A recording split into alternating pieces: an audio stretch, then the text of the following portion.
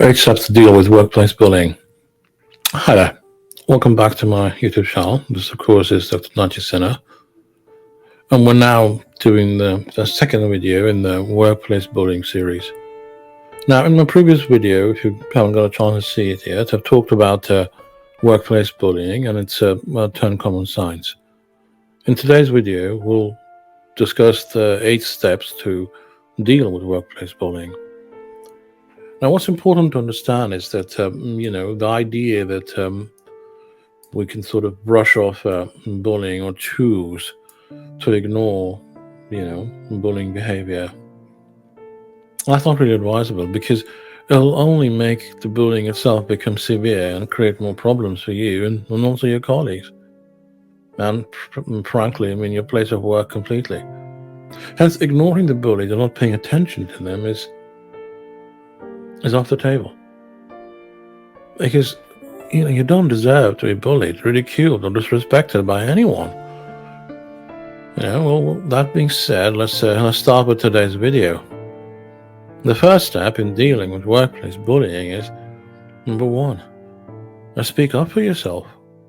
If your co-workers or seniors are deliberately avoiding you or ignoring you during a discussion or meeting, as we've discussed before, how this could be bullying behavior. And if you've noticed that, then the best way to end this behavior is to actually talk to the bully, the person who you feel is targeting you. I know it's easier said than done, but it has to be done. Go up to the bully and have a complete polite conversation. Discuss what you've noticed in their behavior towards you and try to find out what the cause for it is, which is making them behave that way. For example, you can go up to them and politely, in a decent but firm manner, you can say, hey, whatever the name is, I noticed that you're avoiding me.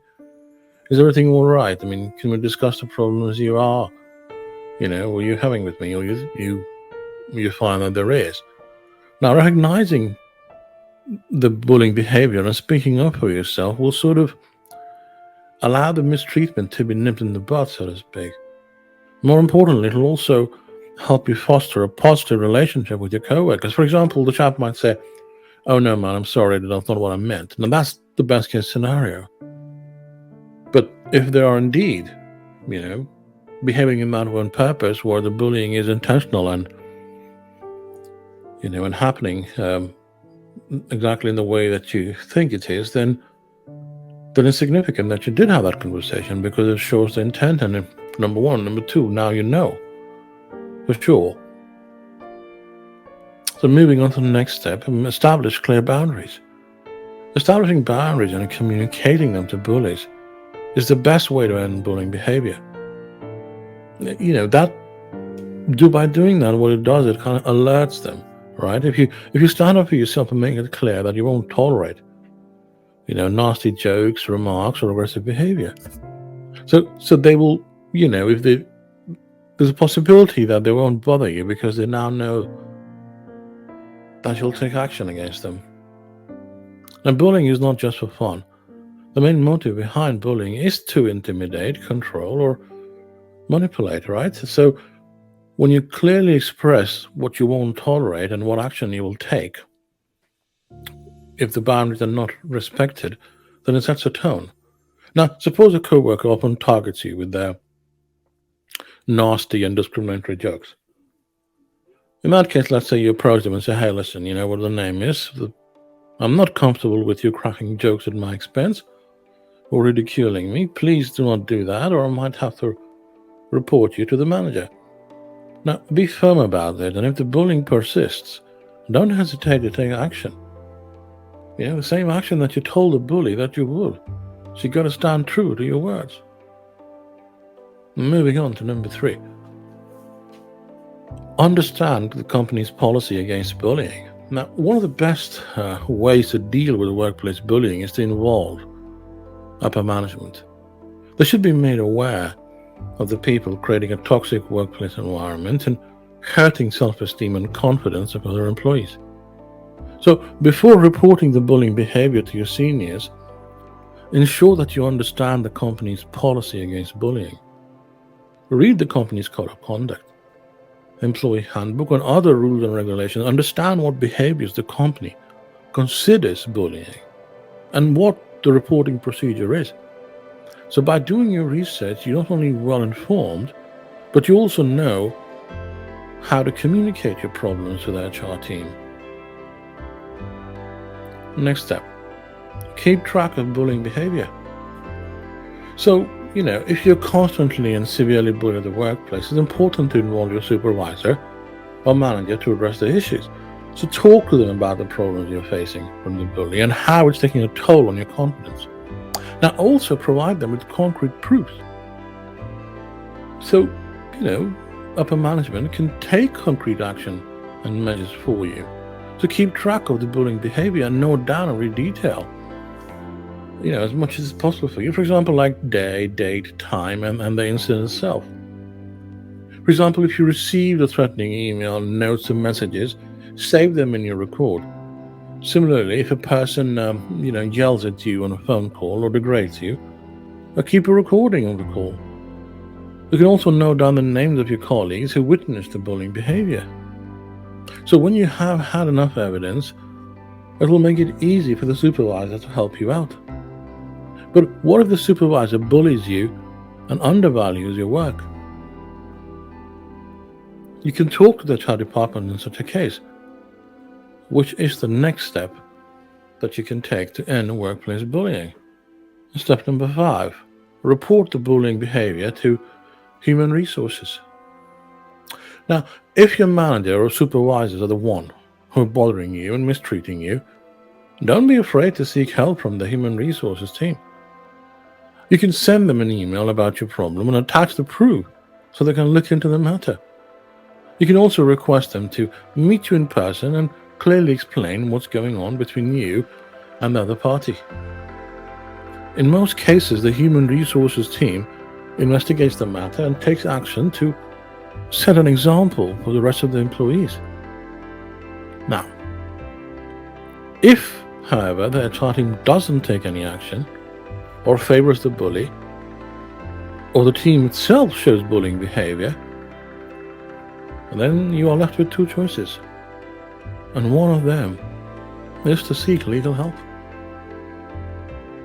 Point number 6, take legal help.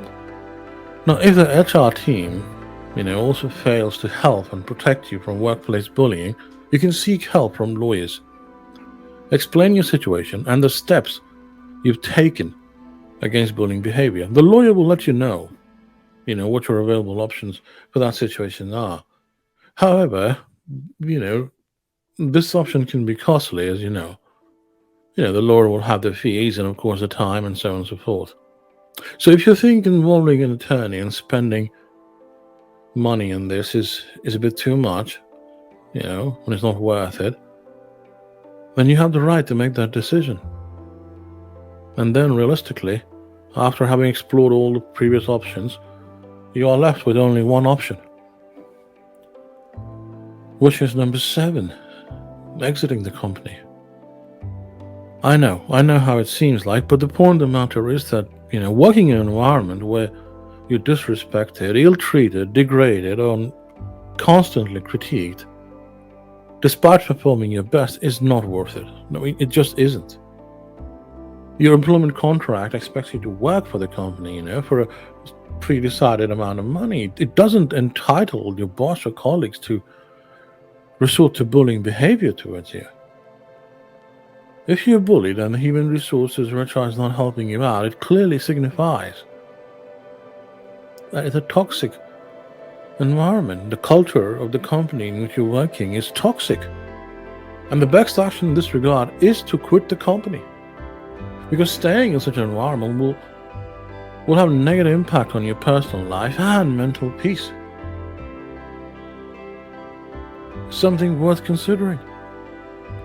The last step in dealing with workplace bullying is to find support. The point number 8, find support. You see, quitting the job you love and to which you have given many years of your life is not easy. But this is where one of my other videos I've talked about this idea of the sunk cost fallacy. If you get a chance, have a look at it, and then understand what I'm talking about. Anyway, coming back to this, it's not easy to give everything up, but it's important to understand that that might have to be the case. Hence, it's important not to hesitate to seek support.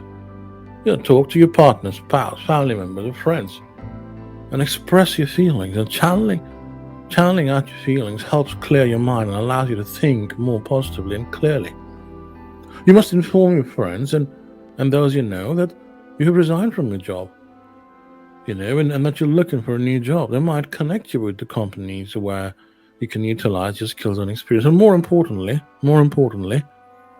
with places that are not toxic like the previous place. And that's important. Just as much as the company wants the right kind of person to work for them, you also want the right kind of company to work for. Let's not forget that.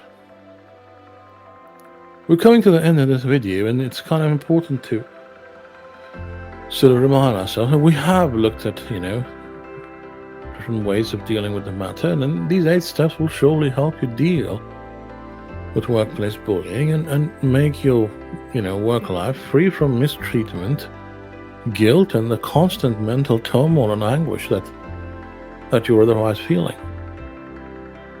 In my next video in this series, I will talk about how you can help friends and colleagues who are suffering from workplace bullying.